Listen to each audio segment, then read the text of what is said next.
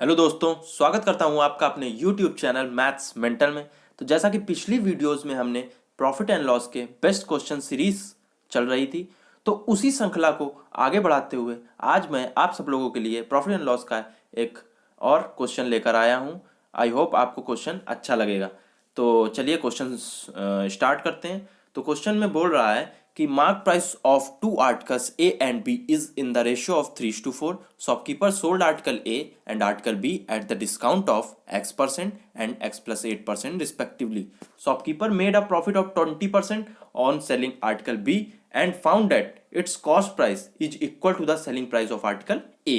Find the mark price of article B when article A is sold for rupees 972 at two successive discounts of x by 2% and 2x%। अब मैं आपको हिंदी में भी एक बार एक question explain कर देता हूं। तो क्वेश्चन में ये बोल रहा है कि दो आर्टिकल ए और बी हैं, उनके अंकित मूल्य का अनुपात 3:4 है। तो आर्टिकल ए को दुकानदार जो है आर्टिकल ए को x% डिस्काउंट देने के बाद सेल करता है और आर्टिकल बी को x प्लस 8% डिस्काउंट देने के बाद सेल करता है यानी बेचता है। तो शॉपकीपर इस प्रकार आर्टिकल बी पे तो 20% का प्रॉफिट कमाता है। ठीक है, जब आर्टिकल बी को बेच देता है तो उस पर 20% का प्रॉफिट होता है शॉपकीपर को, दुकानदार को।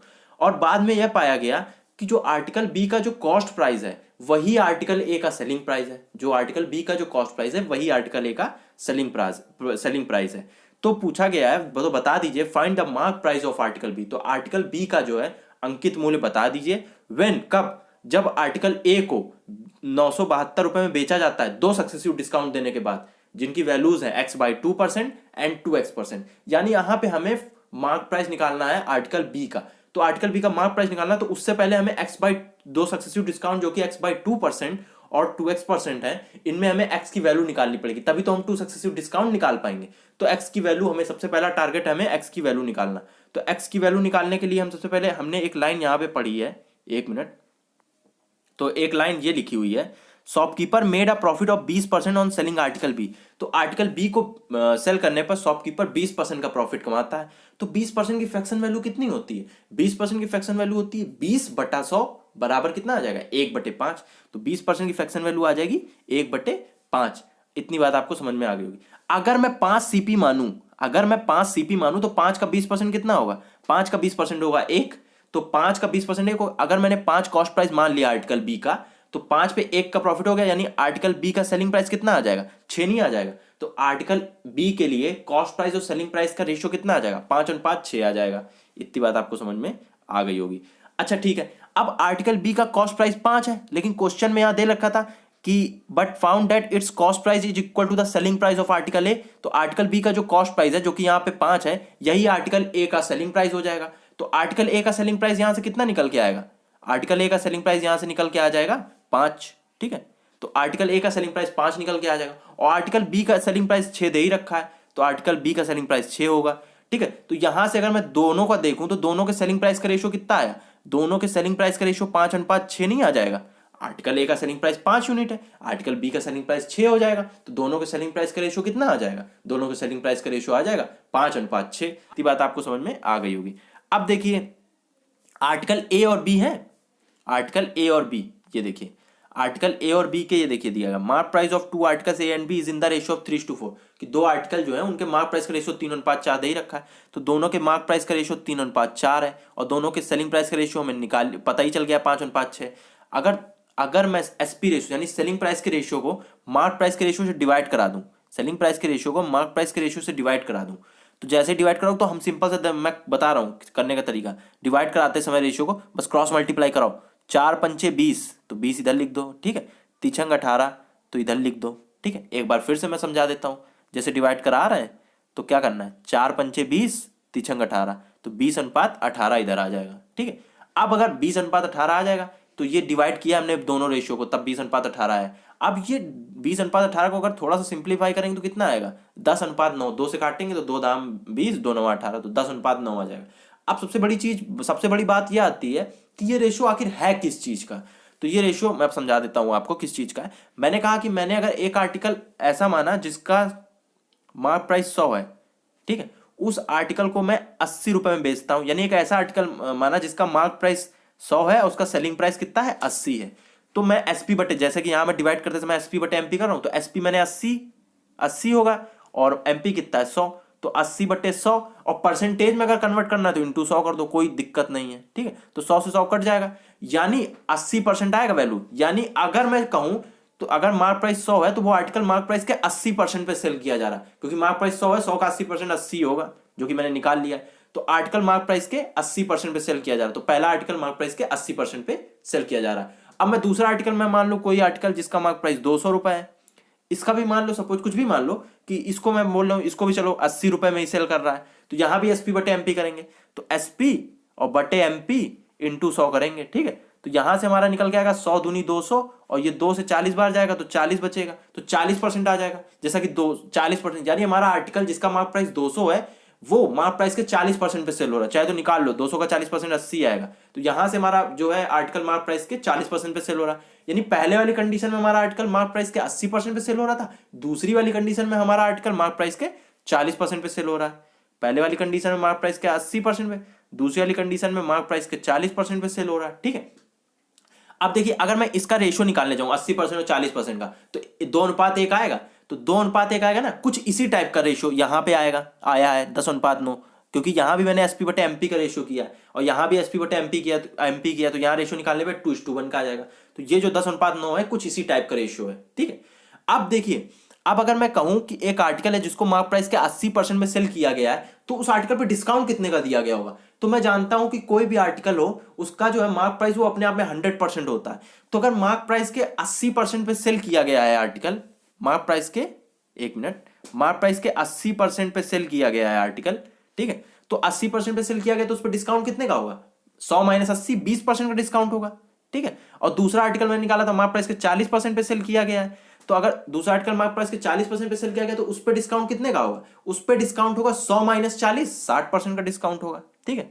अगर मैं एक चीज देखो, यहां पे मैं दोनों के बीच का डिफरेंस देखूं कितना आ रहा है, 80 - 40 40 का आ रहा है, ठीक है। अगर यहां पे मैं दोनों के बीच का डिफरेंस देखूं तो 20 और 60 के बीच का डिफरेंस कितना है, 20 और 60 के बीच का भी डिफरेंस कितना है, 40 है। यानी दोनों कंडीशन में डिफरेंस तो सेम ही है।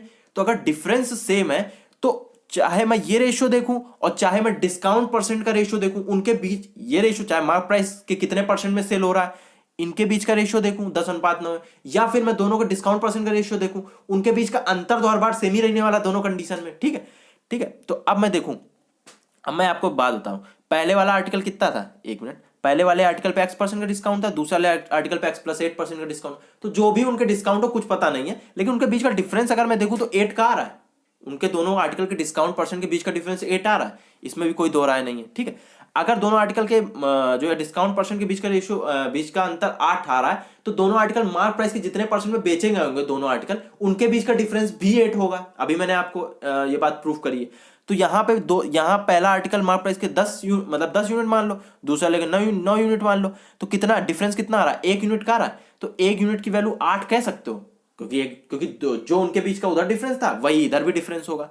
तो 1 यूनिट की वैल्यू कितनी आ जाएगी, यहां से निकल के 1 यूनिट की वैल्यू यहां से निकल के आ जाएगी 8%। आई होप इतनी बात आपको समझ में आ गई होगी। अच्छा, अब अगर हमें 10 यूनिट की वैल्यू निकालनी है, 10 यूनिट की वैल्यू, तो 10 यूनिट की वैल्यू यहां से कितनी निकल के आएगी, 10 यूनिट की वैल्यू हमारी निकल के आ जाएगी, 10 यूनिट की वैल्यू 80%। यानी जो हमारा पहला आर्टिकल है वो मार्क प्राइस के 80% पे बेचा जा रहा है, नहीं समझे, पहला वाला आर्टिकल जो है वो मार्क प्राइस के 80% पे बेचा जा रहा है। अगर पहला वाला आर्टिकल मार्क प्राइस के 80% पे बेचा जा रहा होगा तो उस पर डिस्काउंट कितने का होगा, तो डिस्काउंट निकालने के लिए क्या करते हैं, 100% अपने आप में मार्क प्राइस हो गई, तो मार्क प्राइस और 100% - 80% कर देंगे, तो यहां से हमारा डिस्काउंट निकल के कितना आ जाएगा, 100 - 80 20%, यहां से हमारा डिस्काउंट निकल के आ जाएगा। तो 20% डिस्काउंट यहां से हमारा निकल के आ जाएगा, ठीक है। तो यहां से हमने देखा कि 20% डिस्काउंट पहली कंडीशन का है। तो पहली कंडीशन में देखो क्वेश्चन में दे रखा था कि कितने का डिस्काउंट दिया गया, X% का, यानी यहां से मैं X की वैल्यू मिल गई, X की वैल्यू आ गई 20। तो अगर X की वैल्यू 20 आ गई है, तो अगर X की वैल्यू 20 आ गई है, तो हमको बताया गया 2 सक्सेसिव डिस्काउंट दिए गए थे, एक दिया गया था X/2% का, एक दिया गया था 2X% का। तो X/2% निकालना है तो कितना होगा, X की जगह 20 डालोगे तो 20/2 10% आ जाएगा, और दूसरा 2X% का था, तो 2X% डालना है तो 2 × 20, तो 2 × 20 कितना आ जाएगा, 40% आ जाएगा। यानी एक डिस्काउंट आ जाएगा 10% और दूसरा डिस्काउंट आ जाएगा 40%, यानी 10% और 40% के 2 सक्सेसिव डिस्काउंट दिए गए, ठीक है, जब बेचा गया है आर्टिकल ए को। अब अगर 10% 2 सक्सेसिव डिस्काउंट है, तो अगर 2 सक्सेसिव डिस्काउंट है तो इनकी वैल्यू इक्वेट करते हैं, निकालते हैं, तो यहां से हमें एमपी रेशियो एसपी निकालना पड़ेगा। तो एमपी रेशियो एसपी कैसे निकालेंगे, वो हम सक्सेसिव मेथड इस्तेमाल करेंगे। तो सक्सेसिव मेथड कुछ इस टाइप का होता है। मैंने बताया कि अगर पहला डिस्काउंट कितना है, 10% का है, तो 10% की फ्रैक्शन वैल्यू क्या होती है, 10/100, 1/10, यानी 1/10 हो जाएगी। यानी अगर मैं एमपी यानी किसी आर्टिकल, क्योंकि मार्क प्राइस पे ही डिस्काउंट दिया जाता है, तो अगर मैं आर्टिकल का मार्क प्राइस 10 यूनिट मान लूं, तो 10 पे 1 का 10% कितना होगा, 1, तो 10 का 10% 1 होगा। तो 10 यूनिट अगर मैं मार्क प्राइस मान लूं, तो 1 यूनिट का डिस्काउंट होके ये 10:9 के अनुपात में हो जाएगा। ठीक है, इसी तरह दूसरा डिस्काउंट है वो 40% का है। तो 40% की फ्रैक्शन वैल्यू क्या होती है, 40/100 यानी 2/5। यानी अगर मैं मार्क प्राइस 5 मान लूं, तो 5 का 40% कितना होगा, 2।